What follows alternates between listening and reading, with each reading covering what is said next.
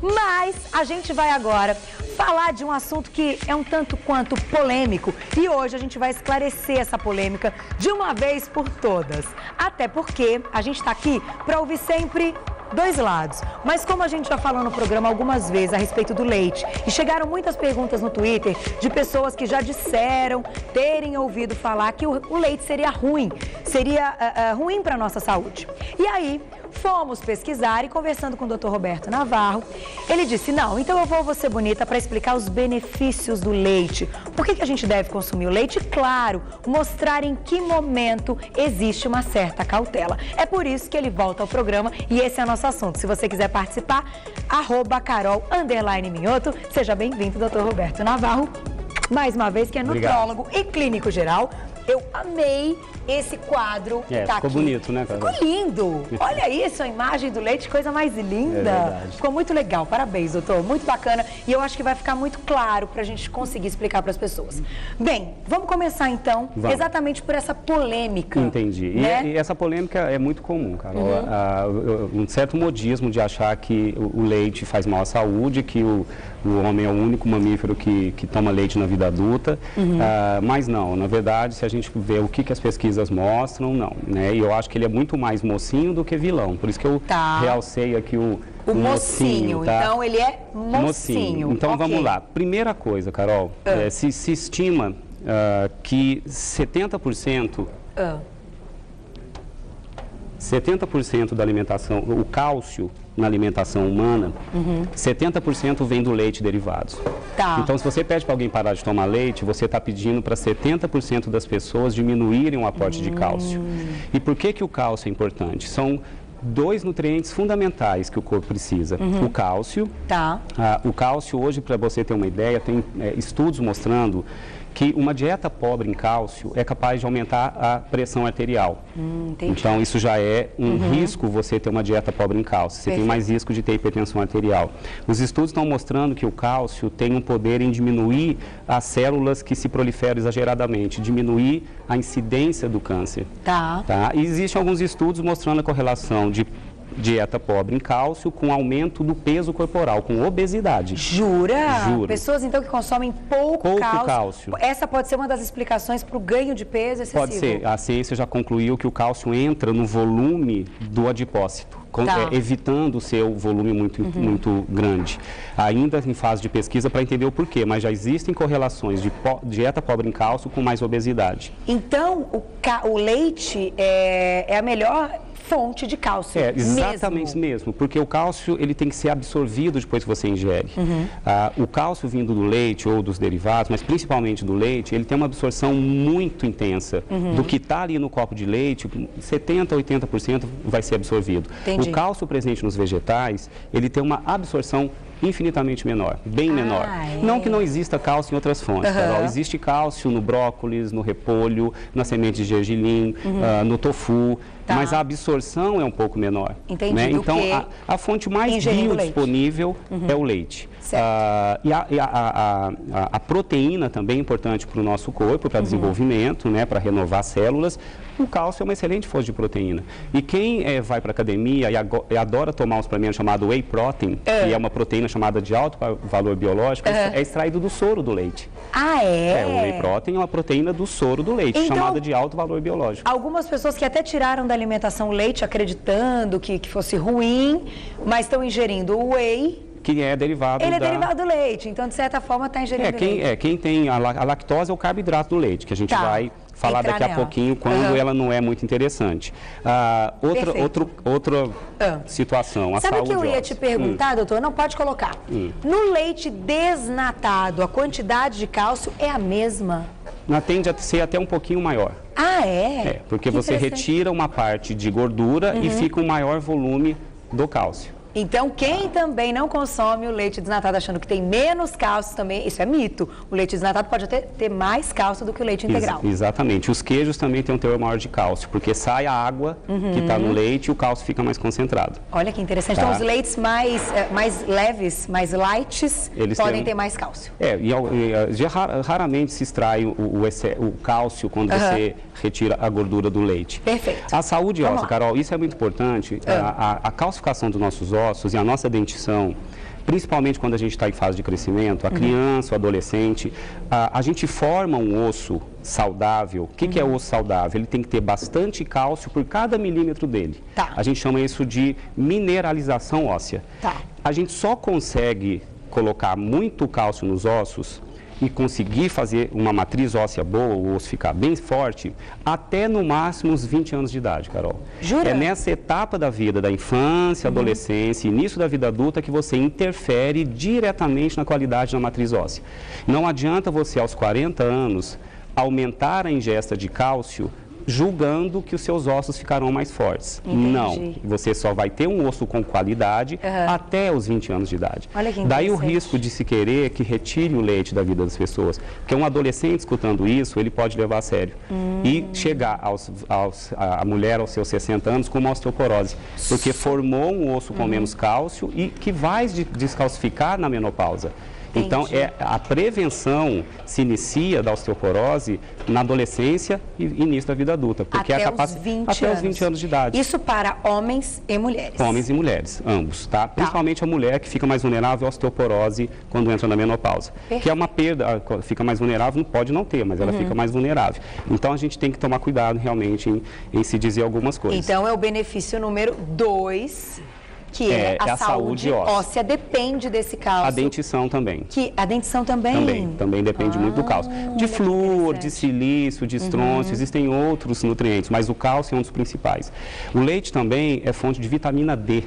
E a vitamina D se estuda hoje como preventiva do câncer. Né? Olha só, e você sabe que a vitamina D é aquela que a gente precisa também tomando um pouco de sol.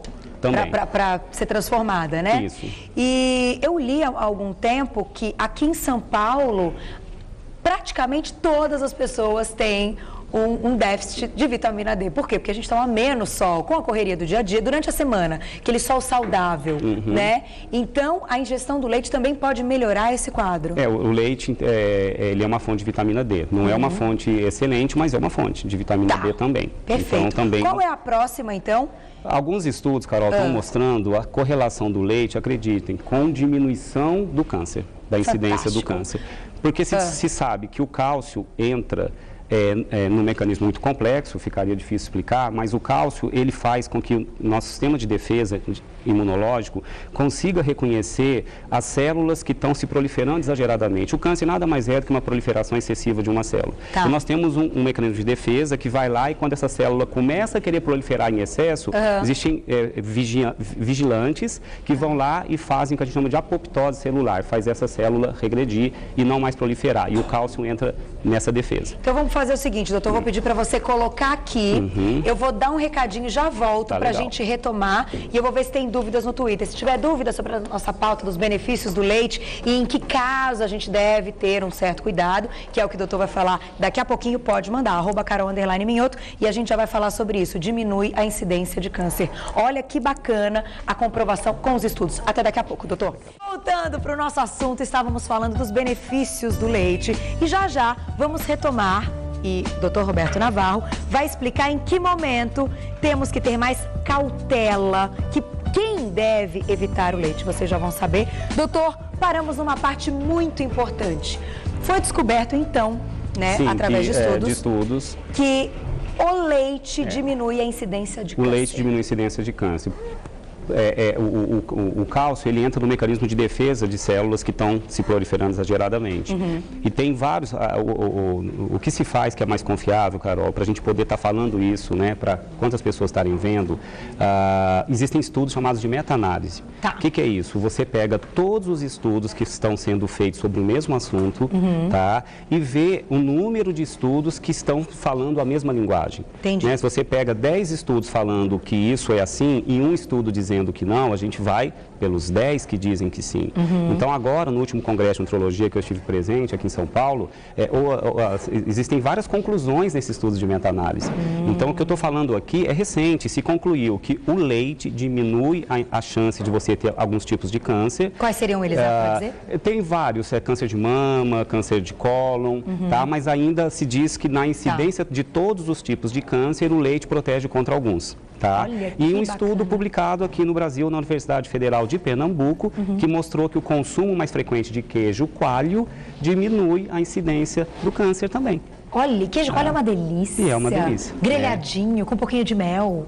Tem que... Bom demais. Temos que pensar também na dieta, mas no final de semana, queijo, o queijo tem queijo menos calóricos, né, Carol? Eu acho que o que a gente tem que tomar cuidado é com a gordura presente no leite. Mas aí você tem a opção de usar o leite desnatado, semi-desnatado. Isso para quem está com colesterol alto e precisa cortar a gordura, opte pelo leite desnatado. Perfeito. Tá? Mas não é o leite que tem que ser retirado, apenas diminua a gordura presente no leite. Escolher quem tá com colesterol alto. Leite. Escolher melhor esse leite. Antes da gente ir para o próximo item aqui, a Milene, ela fez uma pergunta muito legal, que era que eu ia te dizer agora.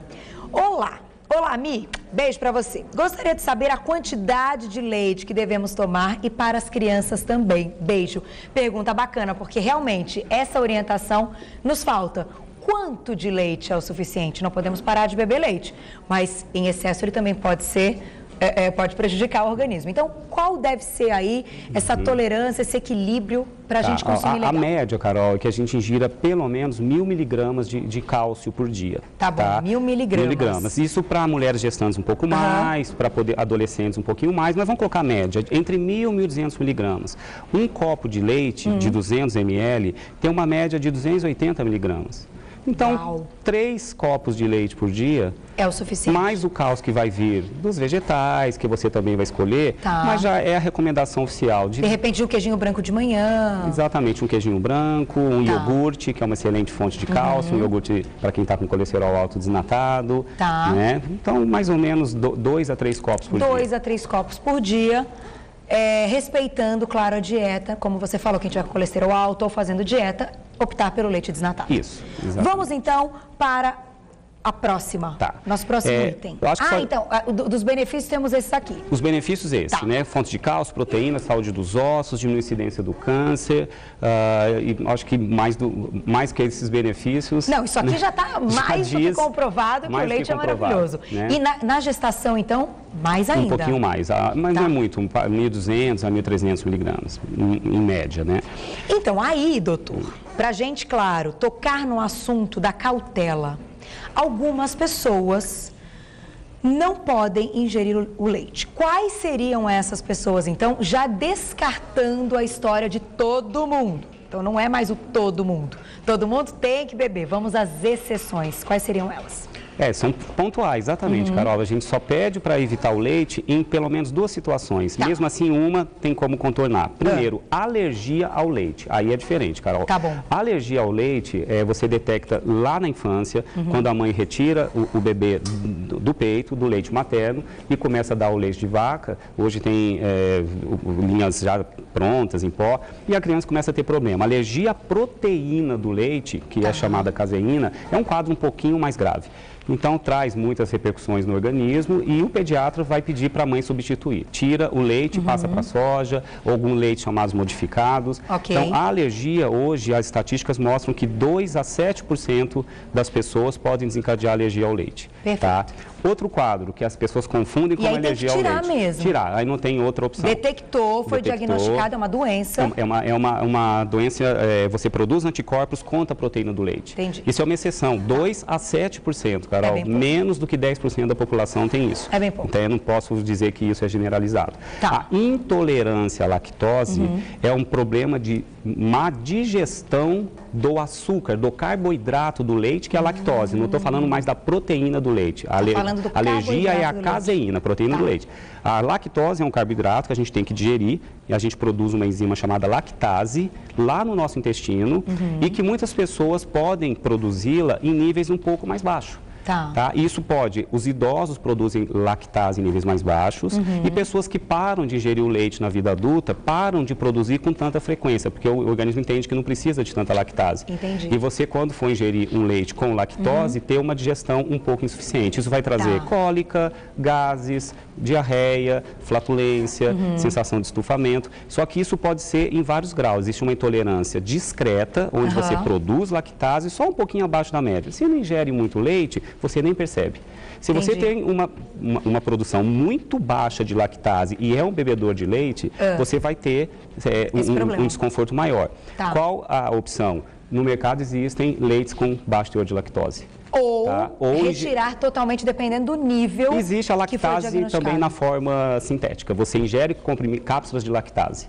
Isso com o leite de baixo teor de lactose se soluciona boa parte do problema. Muito legal. Vamos então marcar essa pauta, doutor? Você volta para falar especificamente da intolerância à lactose? Vamos, podemos. Porque é uma pauta também muito importante. Então, para quem não tem esses dois diagnósticos, as duas doenças, alergia ao leite e alergia à lactose, pode e deve ingerir o leite. É uma excelente opção alimentar. Isso, não é? É uma excelente opção alimentar. Eu só posso te agradecer mais uma vez. Chegaram várias perguntas. Eu peço desculpas para quem mandou agora outras que não deu tempo de dizer, mas eu acho que em algum momento o doutor Roberto com certeza solucionou a pergunta sem que eu tivesse feito, porque esse é um assunto muito bacana e ele está acostumado com as perguntas no consultório, que muitas vezes podem ser a dúvida de vocês, que muitas vezes é a minha também. Faço questão de me sentir numa consulta, né? Isso é super importante, eu sei que é bacana para vocês também. Obrigada mais uma vez. É sempre bom poder informar, Carol, é muito importante. Não, eu não tenho dúvida muito bom. disso. Existe uma confusão muito grande. Obrigada. Eu que Adoro agradeço, você. Carol. Daqui 15 dias, doutor Roberto Navarro, que é nutrólogo e clínico geral, estará de volta ao programa. Mas hoje a gente ainda tem uma surpresinha. A Malu, que é a esposa do doutor Roberto, que tem uma parceria muito bacana, que tem o site, que é o Pé da Cozinha, né? Que a gente sempre conta aqui, estará com a gente na cozinha fazendo uma receita maravilhosa. Então, aguardem, porque todas elas passam aí pela supervisão de Dr. Roberto Navarro. Um beijo, obrigada pelo carinho, obrigada pela presença sempre. Adoro, até a próxima.